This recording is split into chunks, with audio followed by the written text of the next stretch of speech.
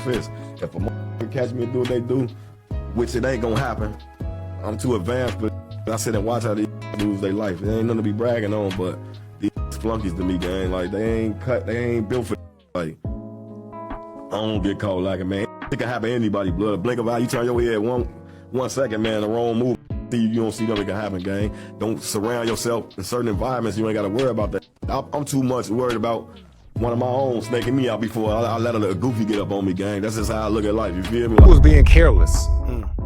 That's what I feel like what happened. I feel like Zoo was being careless.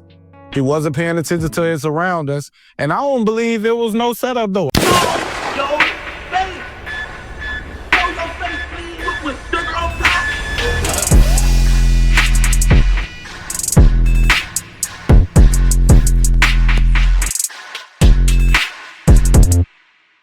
Alright, y'all, with the passing of THF Bayzoo, it seemed like now everyone's coming out the woodworks with their own theories about what they think happened. Some say he was hunted down at the time of his demise, some say his location was dropped, while others allege that it was a backdoor situation due to internal issues Bayzoo had within his own guys. And then, surprisingly, we just found out yesterday that 051 Driller dropped the audio from him and Bayzoo's DMs, and it kinda exposed Bayzoo talking about some of his own BD guys as well as the ones that are deceased. Come on, man, on Raheem grave, bro. You know the real with the 6, bro. We don't get no about none of this. We don't carry like no homies. There ain't no buddy, nothing. We on card, nigga. You know what it is with us, boy. You ain't never seen the 6 hang on no lamb run, no O block, none of that. Vaughn, my man, Smirk, my man. I different blocks. I don't blocks, homie. Stop that. You talk about we act like we real homies, bro. Yeah, my loyalty was Shorty. I've been loyal to Shorty since 09. You talking about? Oh, God, these ass gave me a whole blitz all up when I ran out of shells. Of course, it's been there with us here since. Ain't no buddy. I don't get no Black, no Fahim, no Loose, none of that, bro. On Kyle James Jackson, nigga, only we ever lost from our block, nigga, that hurt us, nigga, was Bob and Raheem. Rest in peace, Chino, nigga. Chino wasn't even in the streets, but Chino from the 6. All that other loose I'll be doing on this internet, stop the cap, man. On my daughter, man. Now, from the outside looking in, we may not know 100% what the reason is, so we can only speculate from what we see. I told y'all before that he was definitely set up, if you ask me. Whether he was followed or if someone dropped his location or not, who knows? But judging from the surveillance we seen, I think we can all agree that Bayzoo was somehow followed. The suspect chose the perfect time to strike, and then boom. The new angle from the video shows us that they were already in the parking lot parked and waiting, which means it was already premeditated with intent. It wasn't random. Whether this was a hit, backdoor, who knows? But whoever did it definitely was put up to it for whatever reason it may be. Now, Wooski's brother and former O-Block affiliate Big Mike recently did a video with Witty Apparatus as he expressed how he felt about the death of Bayzoo. He states that Bayzoo was being careless, and someone of his stature basically should have definitely been more on point, being that he is who he is. And I think we can all agree and feel like that. It's not a disrespect thing or trolling, but this is Bayzoo we talking about. Someone who didn't last this long within the drill culture because he wasn't smart. Obviously, he was smart and wise enough to last, but seeing how everything played out was just mind-boggling to all of us, even his own ops, considering he should have known better. Now, aside from speaking on Bayzoo, the interview with Big Mike was interesting, and I like the type of time that he's on now that he's out of jail and off parole. It seemed like he's one of the guys that actually learned from his prison experience, and he's more focused on making up for lost time, opposed to getting out and getting right back to the foolishness. He describes that he's now off parole, he's making money, and enjoying life instead of just staying stuck. And as sad as it sounds, sometimes jail is needed for certain individuals because it helps you value freedom more. It helps you value life more, whereas these guys are brought up in an environment where they're literally a product of it. Some of these guys can't even tell you why they're into it with certain guys or blocks, aside from just being from the opposing hoods. So they're left to defend themselves because it's a situation where you either kill or be killed. As unfortunate as that sounds, that's literally the circumstance for majority of them before even reaching the age of 16. Now we're going to get into this video. Shout out to Witty Apparatus for the interview. I'll leave a link to the original video pinned in the comments for y'all to go support the platform. But in the meantime, make sure you hit that thumbs up button so we can get this video into the algorithm. And if you not subscribed to the platform already, make sure you do so now. Let's get into it. You're saying you're in a position now to where you've seen this happen so much that you kind of just compartmentalize all this, man, all the death and disaster, huh? Yeah, I'm numb. It's like I'm numb to it. Like, at first it hit me, I'd be like, damn, bro, like why he couldn't just hire somebody else to do that? You know what I'm saying? But then it's like, when I ain't thinking about it no more, it's like, it ain't on my mind no more. It's like, the Chicago made me this way though. Chicago made all us like that though. Like you hear somebody dying, people make jokes of it now. Like he got his head bust, you know what I'm saying? It's a dude laying on the ground with his whole head cracked open and nobody showing no type of sympathy towards that person or nothing. Everybody trolling them. Like. And that's a fact. See, I think these guys are in a position where they became desensitized to it because they done lost so many people. And when you in a situation like that, it's kind of hard to show emotion anyway, whether it's publicly especially, but even inside. Because you done went through it so many times. Like perfect example, if I lose somebody to the streets, or maybe y'all lose somebody to the streets, it's rare that you do it or that it happens. So at the end of the day, you might feel some type of emotion to it where you can display it publicly or to yourself. Whereas these guys are in the streets and they can't show that type of sympathy or emotion because it will make them look weak. Not to mention, they've been through it so many times. It's like a cycle that keeps going and going and going. And it comes to a point to where they're actually numb by it because they've seen this so many times. Yeah. Now when you got out of prison, did you expect social media to be like this? I did, but I didn't. I know how people is. You know, some people just bored. It's all over the world, man. There's somebody that's sitting behind their computer right now waiting on the next big news to come out for they can start trolling about it, creating a false narrative and all type of stuff, bro. That seems like the case, man, with social media, man. And it's not something that you can beat, man. It's actually gonna keep getting worse, it seems like, man. But when it comes to THF Bayzoo, his shooting was like, the video was out almost like not even a day later, like the whole video. And when it went around, you know, I usually hate to see stuff like that, but this thing was everywhere. When you saw it, did you feel like he got set up or anything like that? Before we even get into that part, right? One may wonder, where are all these videos coming from? These are the questions that nobody are asking. This is something we've been asking for the longest of times. It's starting to seem like there's an agenda being pushed out there to where we're literally watching people lose their lives in real time, right? And just like I was saying about these guys being desensitized to it, I think we are too, because a lot of us are watching it like it's nothing, right? We're watching it as if somebody didn't just lose their life.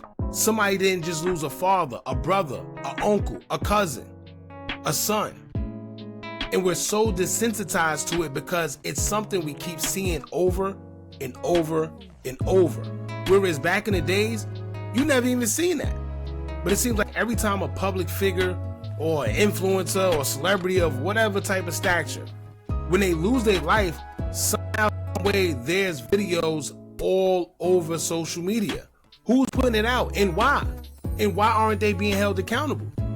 I felt like Zoo was being careless. That's what I feel like what happened. I feel like Zoo was being careless.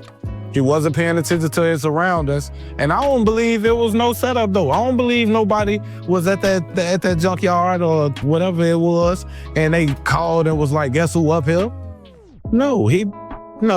I think what it was is they followed that man. Yeah, and that's what is being said on social media, that they had actually followed him. And you can see with the second video that was just released, they had been kind of sitting there waiting, and then they just immediately ran out as soon as they saw that they weren't paying attention. As soon as they saw him. So you could tell that they was hunting. They followed him to his destination, waited till he got out. You feel me? You can't just, it's like, when he got out, they could have bopped out on him right there, but they don't know if he got a pole or nothing on him. So it's like, hold on, we gonna see, we gonna let him loaf. You feel me? We go catch him while he loafing. That's why in the video you can see what Zoo got in his hand. I mean, you can't see it clear as day, but anybody could tell that he had a phone in his hand.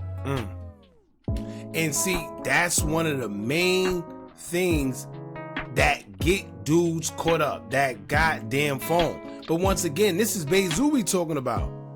Nobody's expecting Zoo to make these type of mistakes, right? Especially him being who he is.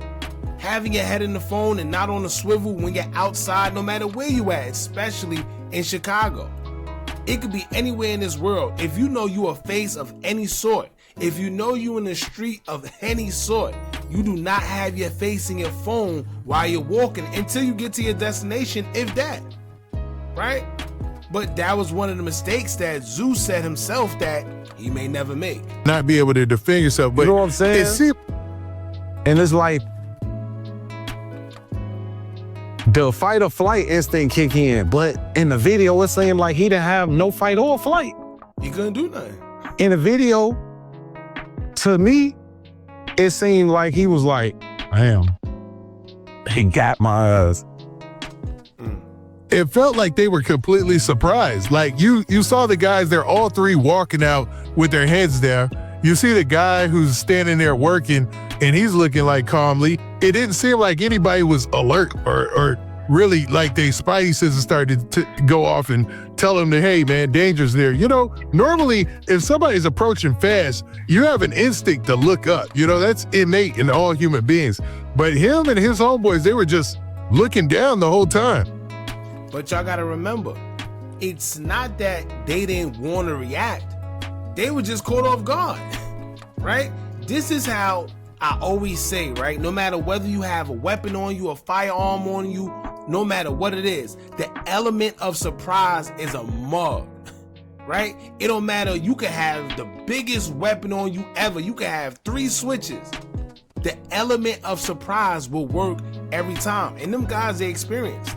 They knew exactly what they were doing and they knew who they was up against. That's why they struck at the time that they struck. They know he ain't just no spring chicken out here. So they made sure they see he was on his phone, they see he wasn't paying attention, they bounced out right then and there, and guess what? They started shooting from a distance. So he didn't have no time to even go for his weapon. See what I'm saying? So it's one of those situations, it's not that it was a fight or flight situation and he didn't react. It was just the fact that he couldn't. And some say that he was hit in his head probably in the first 1 or 2 shots. If you pay attention to how his body just fell on the floor. They said he was hit in the head twice. So at the end of the day, clearly, one of them shots hit him in the head and it was over. And they just kept going. And it was like, wasn't nobody paying attention because dude and them, they waited to the right moment. In the second video, you see it clear as day, they waited to the right moment. The car got to creeping up a little bit first. Once it was out of the parking spot, they bailed out when they seen that people's backs is turned and people weren't paying attention. I don't care where you at in Chicago. You could be at church. You could be coming out of a police station or something. Just got out of the police station from being let go from a charge or something. You gotta watch your surroundings everywhere. Your head can't be down inside your phone, man. And you one of them dudes? Ain't no way. Yeah, I mean, his face is out there so much. It was almost surprising that he was slipping that hard, you know what I mean? And that's no disrespect.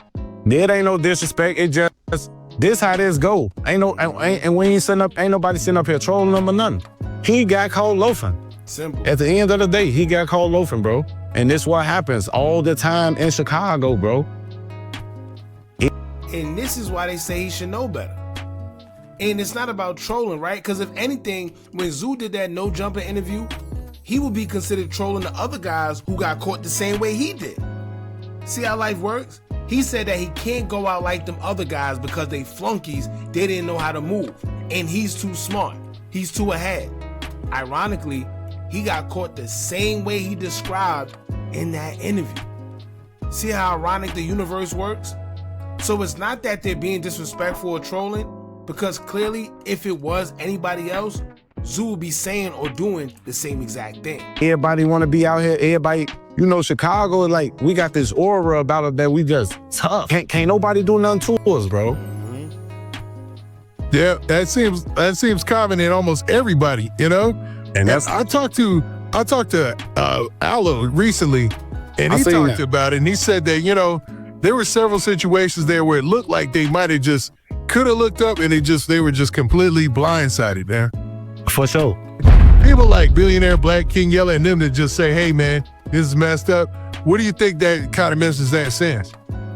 I mean, people, when you get older, I mean, you from the streets and you ain't supposed, like, you know, having a heart is like something that you ain't supposed to have in the street. But as you get older, you start having a heart. Like, even if I wasn't cool with dude, I feel bad for how he went out. You know what I'm saying? So people throwing their condolences and stuff out there. I don't think Billion ain't doing it for no clout. You feel me? What would be the reason? So him coming out of, you know what I'm saying, sending his condolences and stuff, that's probably real, gang. That's probably real because people feel that like, damn, you feel me? I ain't like that nigga, but he ain't have to go out like that. And not to mention, as you get older, right, you realize that it's more to life. When you young and you run around spinning, drilling, whatever it is you're doing, that's all you got to do at that age because that's all you know. But as you get older and you have more responsibilities, you have more value for life. You've been around the world a little bit more. You've seen different places. You got out of the hood. You see that it's more to life, so you start moving a little bit different. And not to mention, you develop a conscience to where now you have kids, so you feel empathy for other guys because you know how it feels or how it will feel that they're no longer here and they the breadwinner of their family, right? You realize that their kids no longer have a dad. You realize that that daughter no longer have a dad. Like, it's a lot of people that depend on them, whereas when you young, you don't care about that type of stuff because that's not what you're wired to care about. But as you get older, you start to empathize with certain people, right? You start to realize, like, damn, that could be me. So it's just different as you get older. Yeah, man, it's crazy. And do you think this will be a cycle that just never ends, man? Because obviously there were some things that happened immediately afterwards that were being reported out there on blogs. Like, does this one of those situations where the cycle continues? It's always gonna continue. It's a saying. It's ain't gonna be no killing without no killer.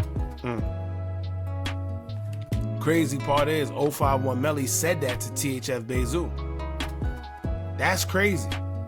And you see how long ago he passed away?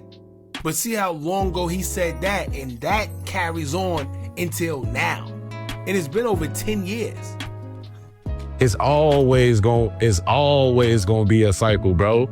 Ain't no way you think how you expect for people to sit back after somebody that they loved, that they loved. That was their people, that was their homie, that was their son, that was their brother, that was their daddy. Like, they hurt behind that. How can you tell them, like, just leave it alone? Exactly. And you know what's funny? That's what we've been saying this whole time. When J-Man came out about that pushing peace, it's not that we don't want peace to be pushed. But when you think realistically, in order for peace to be pushed the right way, everyone has to be on the same page, and that's borderline impossible. The reason why it's impossible, because you're never going to have anybody feeling the same way. You're never going to have everybody as a collective say, you know what, we're going to stop. You know why? Because you can't tell these guys how to feel or how they felt during their time of grief when they lost their loved one, whether it was a son, their brother, their father. And they had to watch you sit there and troll them. Whether it was diss songs, whether it was videos going live, no matter what it was, they had to watch you troll them, and you don't know how they felt at that time. So to just say, yeah, put that past you, don't worry about it, I know he's gone, but we're pushing peace now. You can't, like, reality, you can't just do that. Yeah, I don't think that'll ever be. Now, what do you think about the connection to the whole THF TP. Like, are you familiar with THF TP? Yeah. I know him. Now, this situation, there's a lot of talk about a chain and that this all happened behind a chain and Lil Zay Osama. Now, I'm not saying that's all facts, right? But that's a big rumor out there that all these different figures are involved. Like, when it comes to something like that, somebody getting, I said a chain. It was actually a watch, and actually 2 watches that were supposed to have been taken from Lil Zay Osama. And that might be a start of another beef that happened with THF and Lil Zay Osama and them's crew. Had you heard anything about that? If so, what did you think about that? Yeah, I heard a lot about it, and 9 times out of 10, the fans finna solve this case. True. Mm-hmm. They already putting stuff together, man. I was just looking at something, and whole time it's like the fans are just putting the pieces together because everybody just doing dumb shit. Like you posting, y'all laughing, y'all giggling, it's hee hee ha ha now. Now let's look into these dudes and see what's going on. You know? See, finally, this is probably the first person, right? The first person I see with my own 2 eyes from the drill culture that actually admitted, right? The same thing we've been saying for the longest. These guys put all type of breadcrumbs and bits and pieces to the puzzle on social media. And then when they get busted, they blame everybody else for snitching, right? But like we always say, if the fans or anybody from the outside are able to put certain pieces together, what do you think them guys that get paid hundreds of thousands of dollars as a career are doing? Right? What do you think they're doing? And in the least, even if you're not charged, right? Even if you're not caught up, now it puts a target on your back saying, hey, come look over here when you start doing certain things and making yourself look high. So he's the first person I've seen that actually admit it. Now the fans is typing stuff. If the fans figuring this shit out, what you think the fans doing? He definitely watched our videos. Ain't no way. He definitely watched our videos. Because if you've been paying attention to these videos we've been putting out, how many times we said exactly what he just said verbatim? I think about that from time to time. I'm like, man, when a blog goes out, they got to have a special team or something that probably be watching these blogs, trying to say, okay, that's rumor. This might be factual. This is a good lead. Like, it's possible they could use that as leads, man, I think. Hey, and not to mention, it's not about it being possible. This is a fact. The FBI has a social media task force, right? An Instagram task force, and they will use whatever you put online against you in the court of law. This is a known fact. So when these guys get on these platforms and say, oh, they can't use this, they can't. But somehow, some way, we see them do it with our own 2 eyes every time. In literally every case we recently seen, something about Instagram, social media, or music have came up, right? That's because they have a social media task force now. This is a fact. Bro, come on now. If a person who's sitting at home on their computer that's just reading messages and watching videos and stuff can get that type of information that they got and put them pieces together like that, what you think some trained professionals gonna do? Hey, I'ma end that there. Yo, listen, y'all. Before we end the video, I know everyone loves to highlight the negative side of Zoo and just everyone, period, in Chicago, right? And as much as we talk about the negative, I also believe it's important to throw the positive out there as well and talk about the fact that before Bayzoo's passing, he was on the verge of pushing peace for the youth in Chicago, trying to show them a different path than the one that he went down. There's an interview out there surfacing where he's sitting down speaking to his fellow Muslim brothers, and they're talking about a plan to push peace in Chicago just as much as he played a role in pushing the violence. Now, I must say, I do like the fact that he highlighted that instead of trying to navigate away from him being one of the figures that caused the BS, he's actually taking accountability as a man, where he's saying, well, listen, I know for a fact I personally caused destruction within my own community, but now what can we do to change it, right? And if I agree with it, I'm with it. Just as much as I destroyed it, I want to turn it around and help so the kids don't follow in my footsteps. And I think that's honorable of him to do and take responsibility as a man. So once again, as much as we bash these guys for the negative, it's also important to highlight the positive when it's being put out there as well.